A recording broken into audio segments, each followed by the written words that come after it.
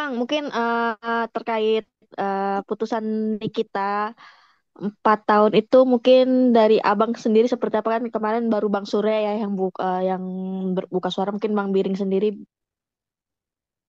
Ya, jadi boleh eh, Bang. begini, kalau terhadap putusan majelis hakim dengan 4 tahun terhadap terdakwa Nikita Mirzani, ya kami ini kan mewakili dari klien kami, Dr. Reja Gladis, bahwa klien kami dalam hal ini menyampaikan apresiasi yang luar biasa ya kepada aparat penegak hukum yang melalui mulai dari penyidikan lanjut kepada proses penuntutan, kemudian lanjut kepada hasil finalnya kemarin tanggal 28 Oktober tentang putusan majelis hakim dengan nomor perkara 362 ya.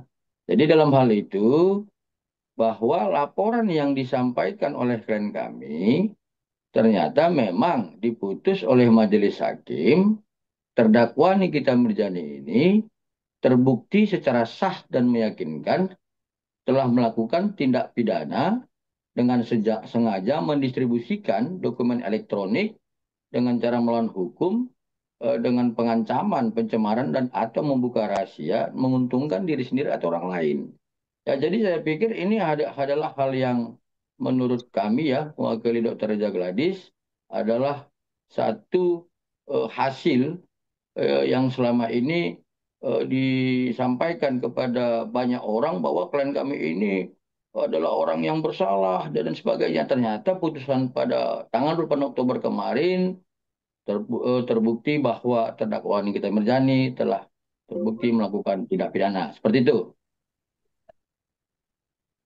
Oke, Bang, ini kan ketika setelah ada hasil putusan, mungkin memang mungkin dijelasin sedikit Bang, biar semua paham karena gini, Bang. Memang hakim tidak pernah menyebutkan kalimat pemerasan, tapi kan jelas bahwa ya pemalakan pemaksaan bagian dari pemerasan. Mungkin bisa sedikit dikasih gambaran Bang ke semua juga Bang biar pada ngerti, Bang. Baik ya, jadi begini ya teman-teman ya, pasal 27B ayat 2 itu salah satu unsurnya adalah menguntungkan diri sendiri dan atau orang lain ya. Kemudian dilanjutkan dengan unsur yang lain yaitu menginginkan barang orang orang lain sebagian atau seluruhnya. Ya, jadi kalau kemudian ada perbuatan yang ingin menguntungkan diri sendiri atau orang lain terhadap milik orang lain, kan itu sama saja perbuatan yang melakukan pemahakan ya, pemerasan ya. Jadi relevansinya itu dalam perbuatan pidana dalam konvensional adalah pasal 369 KUH pidana. Tapi karena perbuatan ini menggunakan media sosial, ya dokumen elektronik dan informasi elektronik, sehingga kemudian ini dipakai pasal 27B ayat 2. Jadi jangan nanti ada terkesan bahwa ini kan hanya pelanggaran Undang-Undang ITE, bukan seperti itu ya. Memang ini adalah pelanggaran Undang-Undang ITE, tetapi di situ ada unsur ya menguntungkan diri sendiri atau orang lain dan menginginkan barang orang lain sebagian atau seluruhnya. Ya, jadi unsur itu sudah menjelaskan ya dapat kita tafsirkan itu adalah unsur perbuatan pemerasan ya dengan pengancaman pencemaran atau membuka rahasia. Seperti itu. Oke, yang lain mau nanya. Abang, tapi puas nggak sih Bang dengan hasil putusan yang 4 tahun? Karena kan dari tuntutan jaksa itu kan 11 tahun ya Bang. Kalau dari pihak Abang gimana? Merasa puas kah? Gimana Bang? Ya, jadi seperti yang kami sampaikan sebelum-sebelumnya ya, kalau soal puas tidaknya itu kan subjektif ya. Tetapi pada prinsipnya, klien kami dalam hal ini hanya ingin menjustifikasi dirinya bahwa dirinya itu sudah dirugikan ya sebesar 4 miliar terhadap perbuatan orang lain. Dan kemudian ini sudah terbukti. Kalau soal jumlah hukumannya itu bukan konsentrasi daripada klien kami, tetapi ini hanya sebuah penjustifikasian melalui instrumen hukum, ini loh, saya dirugikan terhadap perbuatan orang lain. Nah, hanya sebatas itu aja. Tetapi kalau kita melihat ya dari sisi lain ya, kami kan selain penasihat hukum dari Dr. Reza Gladys kan juga praktisi hukum nih. Ya kalau melihat dari tuntutan 11 tahun, kemudian dengan putusan 4 tahun, lalu kemudian dikaitkan dengan pertimbangan majelis hakim dalam amar putusannya, ada beberapa hal yang menurut kami itu harus kami kritisi. Ya, salah satunya begini. Di dalam pertimbangan majelis hakim tentang unsur pasal 3 Undang-Undang 8 tahun 2010 ada disebutkan 3 unsur. Ya, satu, setiap orang ya itu dinyatakan telah terbukti. Kemudian unsur yang kedua disampaikan majelis hakim tentang penempatan, membayar, mentransfer ya. Dan itu juga dikatakan majelis hakim dalam pertimbangannya telah terbukti dan sah dan meyakinkan. Nah, yang terakhir unsur yang tentang soal menyamarkan asal-usul harta kekayaan. Ya, seharusnya menurut kami ya, sebelum masuk unsur ketiga itu ada unsur sebelumnya, yaitu tentang patut diduga bahwa harta kekayaan itu berasal dari tindak pidana. Ya, artinya unsur ini sepertinya bukan dihilangkan ya, bukan sepertinya, tapi memang tidak ada, ya, tidak ada. Ya seharusnya majelis hakim tidak hanya menempatkan 3 unsur, tapi 4 unsur. Kemudian terhadap unsur yang kami sebutkan tadi yang tidak ada dalam pertimbangan majelis hakim, itu harus berdasarkan ketentuan hukum acara sebagaimana pasal 77 Undang-Undang Nomor 8 Tahun 2010, yaitu tentang pembebanan terhadap terdakwa Nikita Mirzani untuk membuktikan bahwa harta kekayaannya itu apakah berasal dari tindak pidana atau tidak. Nah, ini kan tidak ada ya dalam pertimbangan majelis hakim. Nah, kemudian kami juga harus melihat dari sisi bahwa tentang soal menyamarkan ya sebagaimana yang disampaikan oleh majelis hakim dalam pertimbangannya itu mengarah kepada soal tahapan-tahapan layering, kemudian placement, dan kemudian integration. Jadi kalau menurut kami, soal ketiga hal ini kan merupakan doktrin hukum, ya. Jadi artinya kalau kemudian kita majelis hakim langsung memakai doktrin hukum, padahal tentang kekuasaan hakim di dalam Undang-Undang 48 tahun 2009 pasal 25 ayat 2 itu kan dijelaskan bahwa dalam peradilan umum majelis hakim itu dalam kekuasaan kehakimannya itu harus patuh dan taat kepada ajas hukum. Yang mana itu? Ya hukum acara. Kalau kemudian berbicara Undang-Undang 8 tahun 2010, ya pasti di pasal 77. Tidak dulu dengan mengutamakan doktrin hukum. Karena doktrin hukum ini pasti akan digunakan ketika ada kekosongan hukum atau dalam menafsirkan pasal-pasal yang artinya saling tumpang tindih dan memerlukan penafsiran yang jelas. Ya, jadi saya pikir tentang soal unsur-unsur inilah yang menurut kami ya ini dalam sisi praktisi hukum ya, tidak dalam posisi sebagai penasihat hukum ya. Kalau dalam posisi penasihat hukum jelas ya, klien kami menyampaikan kepada kami, memberikan apresiasi yang tinggi kepada majelis hakim, penuntut umum, dan penyidik. Tapi dalam sisi praktisi hukum, kami mengkritisi soal kurang lengkapnya unsur yang disampaikan oleh majelis hakim dalam pertimbangannya terhadap pasal 3 Undang-Undang 8 tahun 2010. Seperti itu. Bang, ini mengenai banding. Mungkin Abang melihat mereka banding, apakah akan bisa meringankan atau malah justru memberatkan, Bang? Gimana? Apakah malam juga bisa menambah hukuman bagi Nikmir, Bang? Baik, jadi pertama yang harus saya sampaikan, upaya hukum banding itu kan hak dari setiap terdakwa ya. Ini belum dia menjadi terpidana karena dia melakukan upaya banding. Kalau memang jadi banding ya, itu sebagaimana pasal 67 sampai 82 KUHP. Kalau kemudian dipertanyakan kepada kami ya dengan tidak maksud melampaui kewenangan majelis hakim nantinya di tingkat kedua paling tinggi dan kasasi, kami menilai bahwa ini akan sia-sia, ya.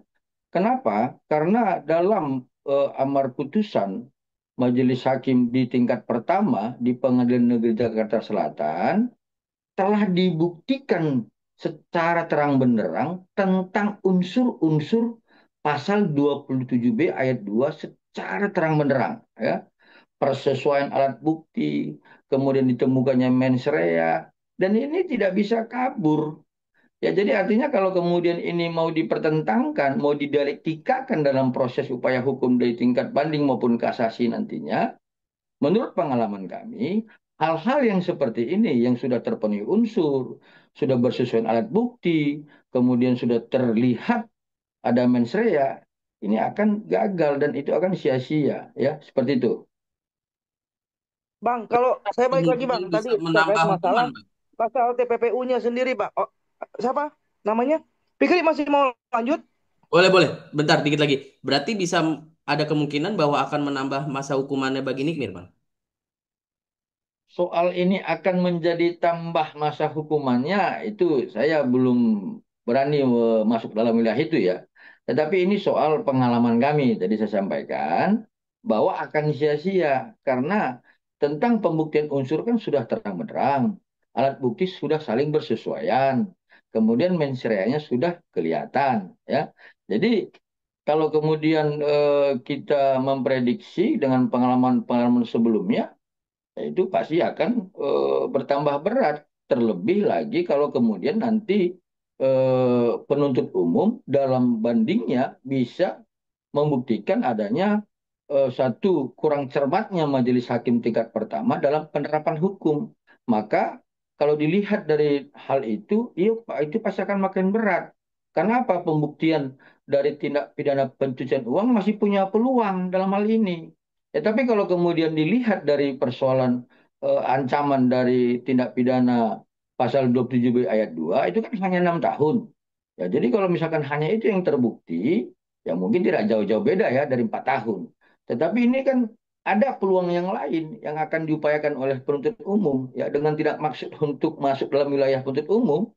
Saya percaya penuntut umum melihat hal ini, ya, seperti yang saya sampaikan tadi soal bahwa doktrin hukum itu tidak bisa mengenyampingkan norma-norma hukum positif, ya, seperti itu. Bang, kalau kan tadi kan Abang bilang ada satu pasal yang memang sama hakim tidak dikabulkan ya Bang, TPPU. Nah, ini kan memang kembali lagi memang ke ranah JPU ketika memang melihat masih ada celah untuk mereka bisa mengangkat ini gitu kan dari pihak JPU. Kalau dari pihak Abang sendiri gitu ketika tahu TPPU ini dihilangkan tidak ada, pertama langkah Abang apa? Yang pertama. Yang kedua Bang, ketika udah ada fakta persidangan dari mulai pembacaan eksepsi segala macam, kan ada keterlibatan Bang, beberapa nama. Nah, apakah dari penyidik itu bisa mengangkat kembali atau dari JWU sendiri atau dari pihak Abang? Itu aja Bang. Oke, jadi ada dua, ya. Jadi saya mau menjawab yang pertama dulu. Soal kemudian apa langkah-langkah kami kalau ketika kami melihat ini ada, ya, bukan pasal yang kurang, ya, tapi unsur yang kurang. Ya, sebenarnya kami kan tidak mempunyai kewenangan lagi, ya. Kami sebagai penasihat hukum itu sama posisinya dengan klien kami, Dr. Jagladi sebagai pelapor telah menyerahkan sepenuhnya ini kepada aparat penegak hukum. Dalam hal ini kepada jaksa penuntut umum sebagai pengacara negara yang mewakili pelapor saksi korban. Ya, jadi itu tidak akan kami masuk dalam wilayah itu. Nah, yang kedua, soal kemudian adanya hal-hal yang lain di dalam pertimbangan majelis hakim tentang keterlibatan, keterkaitan tentang orang lain terhadap tindak pidana, ya, oleh terdakwa Nikita Mirzani dan Ismail Marzuki. Yang pertama kami mau sampaikan begini, dari hasil kajian kami dari tim penasihat hukum Dr. Reza Gladis, bahwa kami melihat, ya, dari semua unsur, ya, dengan sengaja mendistribusikan, menguntungkan orang lain, kemudian tentang soal melawan hukum, lalu kemudian menginginkan barang orang lain. Nah, peristiwa-peristiwa dan fakta-fakta persidangan ini kan menyebutkan adanya keterlibatan pihak-pihak lain. Nah, terhadap itu, temuan-temuan yang kami lihat dari tim penasihat hukum terdakwa pelapor, Dr. Raja Gladys, kami akan sampaikan kepada klien kami, ya bahwa ini temuan kami. Nah, tergantung nanti kepada klien kami juga, apakah nanti klien kami ini akan melanjutkan ya tentang membuat pengaduan atau laporan baru, atau opsi yang kedua. Ya, terhadap ini mungkin saja kan klien kami meminta kepada kami untuk berkoordinasi kepada penyidik. Kenapa di dalam pasal 221 KUH pidana ya, kalau nggak salah itu, tentang adanya kalau teman-teman seperti ini penyidik tidak boleh mendiamkan. Kenapa? Dikaitkan juga dengan persoalan keterkaitan Dumas dari klien kami 1 Desember dan laporan klien kami tanggal 3 Desember 2024. Nah, pasal 221 KUH pidana itu menjadi satu dasar hukum nanti bagi kami untuk berkoordinasi dengan penyidik. Kalau memang ini hal-hal yang akan kami lakukan ke depan, tapi tergantung apa yang diinginkan oleh klien kami. Seperti itu. Oke, tapi sejauh ini apakah klien abang sudah cukup merasa sudahlah gitu, atau memang ini harus digali sampai tuntas, bang, terang benderang? Ya, jadi begini. Sebenarnya kan klien kami hanya sebatas awalnya hanya sebatas menyampaikan adanya dugaan tidak pidana yang merugikan dirinya. Itu tadi saya jelaskan. Tapi kemudian dalam proses hukum ini adanya perbuatan-perbuatan hukum dari terdakwa Nikita Mirzani dan pihak lain ya yang kami lihat ya contoh adanya gugatan Wan Prestasi yang sudah dicabut 2 kali, sekarang ada gugatan dari perbuatan menghukum On Rahmatidin, kemudian adanya laporan dari pihak lain ya yang menurut kami itu akan dihentikan ya, tetapi eh, walaupun itu dihentikan dan kemudian menurut kami PMH itu nanti akan gugur dengan sendirinya dengan putusan pidana yang 28 Oktober, tetapi ini kan sudah menjadi sebuah tendensi yang negatif ya terhadap kami dulu sebagai penasihat hukum Dr. Raja Gladys terhadap mereka. Ya, jadi kami akan memberikan saran-saran hukum kepada klien kami bahwa untuk menghadapi beberapa hal-hal ini, perbuatan-perbuatan hukum pihak lain dan terdakwa juga, ya kita akan melakukan perbuatan hukum yang lain. Ya, tapi itu juga kembali kepada apa yang akan menjadi keputusan klien kami. Ya, pada intinya adalah kami akan memberikan pertimbangan-pertimbangan hukum terhadap perbuatan-perbuatan hukum orang lain dan para terdakwa. Jadi sehingga kita harus melakukan perbuatan hukum yang lain lagi. Seperti itu. Yuk yang lain, ada yang masih mau tanya? Bang, Bang, sedikit dong soal perihal banding ini kan per hari ini katanya sudah mengajukan banding, Bang, terkait dari pihak kita sendiri. Ya, jadi seperti yang saya sampaikan barusan ya, soal upaya hukum banding itu kan hak dari terdakwa. Ya, kami tidak bisa mengomentari terlampau jauh. Ya, silakan aja melakukan upaya banding. Kenapa? Karena dia kan merasa mungkin bahwa tentang putusan majelis hakim pada tanggal 28 Oktober kemarin belum berkeadilan, belum berkepastian hukum, dan belum berkemanfaatan terhadap dirinya. Ya silakan saja. Ya, tetapi sebagaimana yang kami sampaikan tadi, menurut pengalaman kami, hal-hal yang sudah terbukti unsurnya secara terang benderang, kemudian alat buktinya telah bersesuaian satu sama lain, adanya kemudian mens rea yang sudah terbukti dengan secara terang benderang, saya pikir itu adalah usaha yang sia-sia. Yaitu menurut pengalaman kami, ya seperti itu. Oke bang, Bang, sedikit dong bang soal yang Baik. kemarin kan vonis nih kita tuh. Nah, kan dia nyebut katanya dia takut di ini 30 tahun bang, di penjara 30 tahun. Nah, dari pihak abang sendiri mungkin seperti apa gitu? Oh, ya itu mungkin kan hanya perkataan-perkataan sarkasme aja ya. Karena kan soal 30 tahun itu kan tidak mungkin. Ya, karena ancaman dari tindak pidana pencucian uang itu kan ancaman maksimumnya kan 20 tahun. Dari mana kemudian muncul angka 30 tahun? Ya, itu saya pikir itu hal yang tidak perlu kami komentari. Itu mungkin hanya hal-hal yang menurut dia dikatakan dengan alasan tertentu lah, seperti itu. Bang, tapi melihat dari pihak Nikita sendiri, Bang, mereka berkeyakinan bahwa semua bukti-bukti dan fakta-fakta yang memang belum terungkap atau fakta baru tuh akan diserahkan, Bang. Itu gimana, Bang, melihat hal itu, Bang? Nah, itu bagus ya. Jadi bagus. Jadi karena persidangan ini kan sebenarnya dalam hukum pidana itu adalah mencari kebenaran material gitu. Nah, artinya apa? Terhadap apa yang disampaikan oleh pihak terdakwa Nikita Mirzani tentang bahwa akan disajikan bukti-bukti yang baru, alat bukti yang baru, nah, itu memang hal yang bagus sebenarnya. Tetapi yang perlu kami ingatkan bahwa tentang alat bukti yang telah disajikan dalam persidangan kemarin, yang sudah terungkap dalam fakta-fakta persidangan, salah satunya itu adalah merupakan alat bukti elektronik. Ya, alat bukti elektronik ini yang diperoleh dari hasil ekstraksi digital forensik keempat handphone yang dilaporkan oleh klien kami. Ya, dari situ kan ada satu proses tahapan scientific investigation crime. Jadi situ adalah bukti yang sangat ilmiah gitu.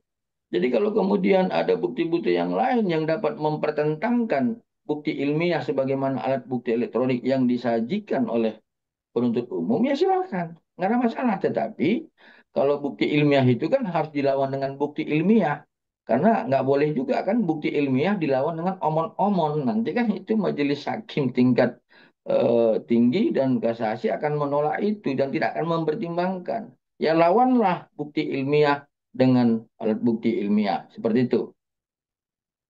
Bang, yang rencana yang terkait Abang mau melaporkan orang-orang yang terlibat juga, apakah sudah ada komunikasi Bang ke Dokter Reza Bang? Apakah sudah ada nama-namanya Bang? Ya baik, jadi tentang soal orang-orang yang akan kami laporkan kembali itu sudah dalam kajian kami tim penasihat hukum Dr. Jagladis. Soal apakah kami sudah berkomunikasi sudah melalui handphone ya karena saya masih di luar kota. Tetapi terhadap ini kan kami harus secara serius untuk mendiskusikannya. Kenapa? Sebenarnya kan kembali juga terhadap sifat klien kami ini kan tidak mau sebenarnya membenci, mendendam dan sebagainya. Tetapi kami harus memberikan nasihat-nasihat hukum karena apa? Karena terhadap proses hukum dalam dakwaan terdakwa Nikita Mirzani yang sudah diputus kemarin, ada lagi perbuatan hukum pihak lain dan perbuatan hukum terdakwa Nikita Mirzani dalam gugatan perbuatan melawan hukum. Ya seharusnya itu kan kami harus lakukan perbuatan-perbuatan hukum lagi. Jadi kemudian agar ini semakin menguat perbuatan hukum dari klien kami, maka kami harus melakukan perbuatan hukum terhadap orang lain yang terkait di dalam peristiwa pertimbangan majelis hakim dalam putusan pada tanggal 28 Oktober kemarin. Ya, seperti itu. Berarti dari respon dari Dokter Reza juga setuju Bang ya untuk membuat laporan. Ya, jadi kalau klien kami pada prinsipnya adalah tetap kepada satu pertimbangan yang objektif ya. Tapi kalau dari handphone kami berkomunikasi mungkin belum secara terang-menerang kami sampaikan. Nanti akan kita lihat apa respon beliau. Karena pada prinsipnya kalau beliau itu melihat hal-hal yang objektif, dia akan bersedia untuk melakukan perbuatan-perbuatannya. Tetapi kalau misalkan menurut dia ini tidak objektif dan itu mengarah kepada subjektivitas, ya seperti biasa sifat klien ini kan tidak akan mengindahkan itu. Ya, jadi kita tunggulah apa nanti pendapat dari Dr. Jagladis terhadap apa yang kami temukan melalui putusan Majelis Hakim pada tanggal 28 Oktober kemarin. Seperti itu. Ada yang lain?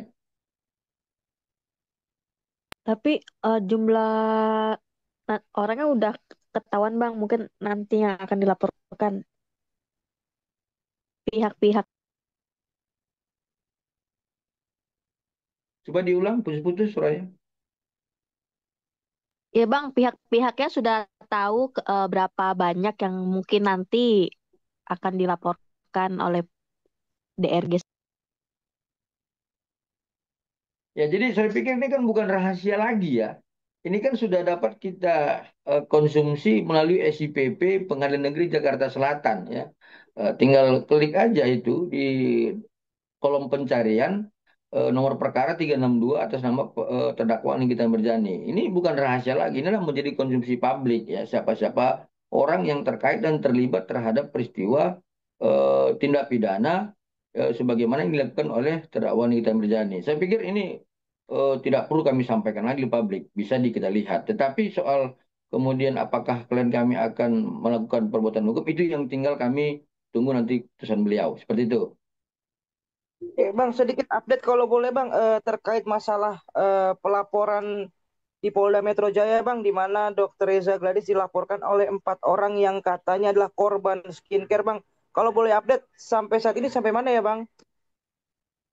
Baik, jadi pada saat itu kan kita sudah diundang ya. Ya, ini beda nih. Kalau pihak sebelah mengatakan kita dipanggil itu kan berita hoax itu. Kita sih udah dilayangkan undangan ya. Kalau undangan itu adalah berbentuk klarifikasi, yaitu berita acara wawancara ya. Jadi pada saat kita diundang untuk memberikan klarifikasi, kita sudah memberikan keterangan-keterangan dan kemudian terhadap dokumen-dokumen yang dituduhkan bahwa produk klien kita itu tidak memiliki izin edar. Terhadap itu kita sudah penuhi dan sampai sekarang belum ada pemberitahuan lanjutan apakah ini dilanjut ke tingkat sidik atau memang dihentikan dalam tahapan SP2 lead. Kita belum tahu. Tetapi dengan sudah kita memberikan keterangan seperti itu dan dengan dokumen-dokumen terhadap izin edar produk klien kami, saya yakin secara optimis bahwa ini akan dihentikan ya seperti itu. Bang, terakhir mungkin dari saya melihat dari Baik. pihak Nikita Mirzani sendiri bahwa berkeyakinan bisa membebaskan dia, Bang. Nah, Abang melihat dalam hal ini apakah memang betul bisa atau mungkin tidak, Bang?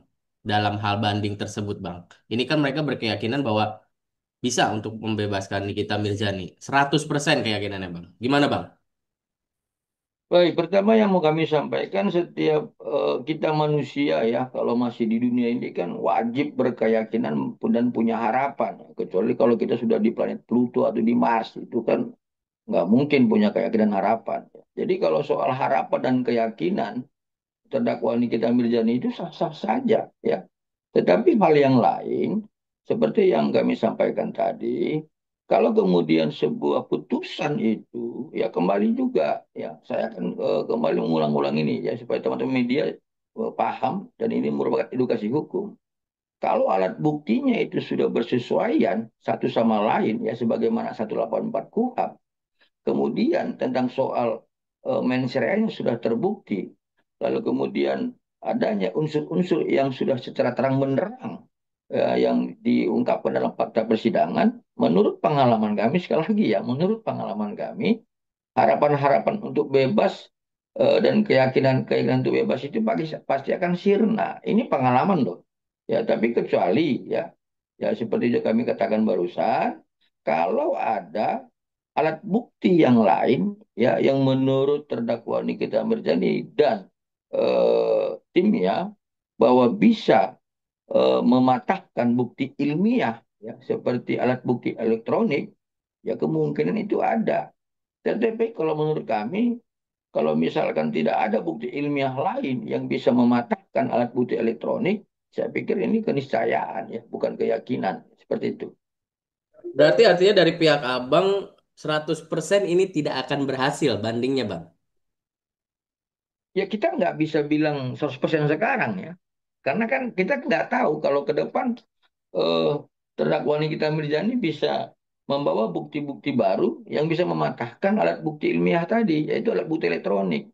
Ya alat bukti elektronik itu nggak boleh bohong ya. Kita saling WhatsApp itu akan terekam dan menjadi hasil cetakan dari menjadi alat bukti elektronik berdasarkan digital forensik. Itu nggak bisa bohong. Ya kalau ada alat bukti yang lain yang bisa mematahkan itu, ya boleh itu. Silakan berkaitan dan saya akan dukung itu. Tapi kalau kemudian tidak ada alat bukti ilmiah lainnya yang bisa mematahkan ini, susah. Menurut saya seperti itu.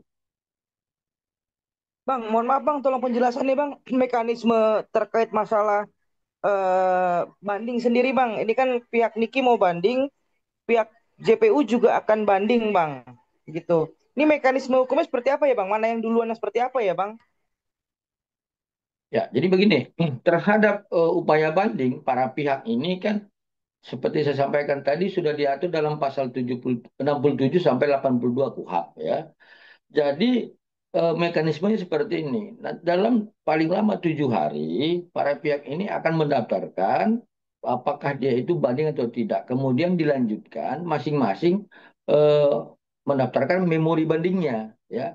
Kemudian terhadap memori banding para pihak ini, masing-masing pihak juga akan eh, mendaftarkan ya, membuat kontra memori terhadap memori banding para pihak, ya. Contohnya seperti ini. Kalau jaksa penuntut umum nantinya akan melakukan banding, dia pasti akan memasukkan memori banding. Lalu kemudian terdakwa Nikita Mirzani harus memasukkan kontra memori terhadap memori banding dari jaksa penuntut umum. Demikian sebaliknya, ya. Kalau terdakwa Nikita Mirzani juga melakukan memori banding, mau melakukan banding, upaya hukum banding, maka dia harus memasukkan memori banding. Kemudian jaksa penuntut umum harus memasukkan kontra memori banding, ya. Seperti itu tahapan mekanismenya. Oke, Bang, kalau misalnya ini kan sudah tidak lagi bersidang ya, Bang, kalau yang namanya banding. Nah, untuk biasanya itu berapa lama sih, Bang, prosesnya hingga akhirnya keluar keluar putusan, Bang? Ya, itu saya tidak bisa pastikan ya, karena kan eh, dalam ketentuan tenggat banding, dalam kasasi, dalam hukum acara kan tidak ada batasan-batasan waktu karena hal ini kan tidak ada dalam hukum acara. Tapi yang pasti, kalau dengan soal perkara yang menjadi pusat perhatian publik, itu biasanya akan dipercepat. Ini tidak sampai 1 tahun seperti itu.